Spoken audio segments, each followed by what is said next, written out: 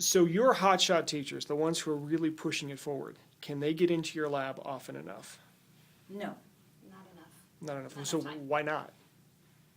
There's only a limited amount of space. They only allot so much time for each teacher to come in. We only have so many slots for the entire school. And that's kind of egalitarian, right? Like every teacher gets the same amount. Mm-hmm. Every teacher gets 40 minutes Even on a if certain day of the week. even if some teachers don't use that as effectively as others. Definitely. Right. Right. Oh, We also run Head Sprout in here, Head so Sprouts. that takes up some of our time. Head Sprout. So that's that reading comprehension Yes. thing. That's So, run during lunchtime, so it evens itself out. so teachers have 40 minutes. They can show up at the door and work for 40 minutes and then have to get out. Yes, So- somebody else is waiting. So how much slack is there on the front of the end when they have to get all the kids logged in?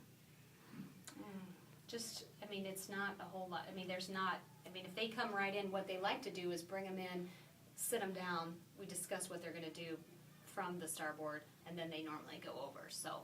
And then some amount of time to get them back out. Mm-hmm. So best case scenario, how much do you think actual time on task do you have out of 40 minutes? 30 minutes? 30, 30 minutes. How often? once a week, 30 minutes once a week. And that's technology. yes. And that's technology. 2, finish your packing up, finish your job, stand by the door in a brilliant and perfect straight line.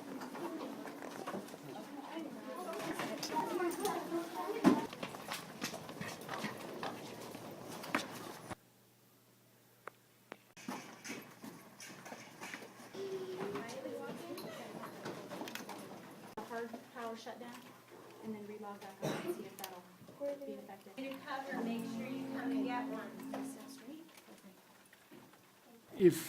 If you were offered more computer lab time, would you take it? Yes. Okay. Would that provide an acceptable substitute for devices in the classroom? Not the same thing. Not the same thing. Because Why not? it's a different accessibility. Usually when you come to computer lab, you have to have a planned formal lesson. Most kids are doing the same thing.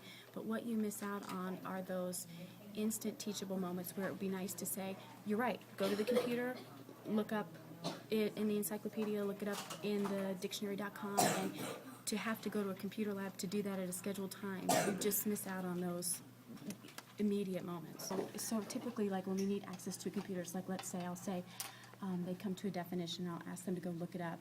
I'll give my kids my iPhone, my iPad. They use my personal laptop. I do share that with the kids, and then I have 2 computers in the classroom. Do you ever have a time when you're teaching in your classroom and you're doing something and you think, gee, it'd be really nice if we could? Oh, yeah. Well, Right, so every day. Every day? Okay, good. Every day. I mean, Well- those are the teachable moments. For example, sometimes the kids will ask a question off the cuff and I don't know the answer. I'll say, great answer. So I'll walk around with my iPad, hand it to a kid and say, why don't you Google that? And we can look it up. Because that's what I want the kids to see, how to use technology and their advantage. We would do that much more if we had more. Do you ever have your computer lab time that you're assigned fall in a way that's completely discordant with what you're actually doing in the classroom? Yeah, and we try and tie it in as closely as we can, but sometimes the timing is not good. We're in the middle of something else, and so your transition is a little bit awkward. You stop the activity, you move, you go, and then it doesn't always correlate to what we're doing. Computer lab time was right now. My computer lab time was right now. Yeah, what would you have to do? Well, we'd actually just stop everything, leave everything exactly where it was, and then go to computer lab. But they look really engaged. I mean, so you'd have to stop this, okay, and go because it was whatever. What time is it? Because it was, 8:40 and it was computer lab time right now. Yeah, we would be able to stop. We do that all the time. Instead of iPads just for here. The kids, Repeat that point. Okay. I would love to have more iPads just to have just in the classroom, so the kids can just go up and grab their iPad, kind of like they do with their slate and marker. Or slate and that's so like cubbies, right? Like those cubbies over there in the corner, but there's an Exactly. iPad tucked in each one. Yeah. And so how does that change instruction? Oh, it would change instruction a whole lot, right? Wouldn't you want to have iPads here all the time? Yes. Yeah. Why, just because they're cool?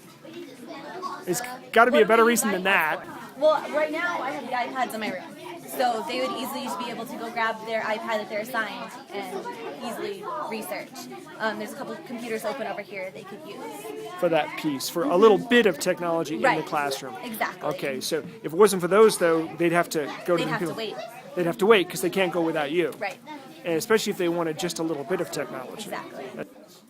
Like, okay, so it's the kids are great. You're doing some great stuff, but oh my gosh, it's 8:40, Yeah. and you've got to leave and go to computer lab. Yes, we have. Just because. Yep. Okay, so how does that work? Well, usually I will, because I'm on a schedule, I will end their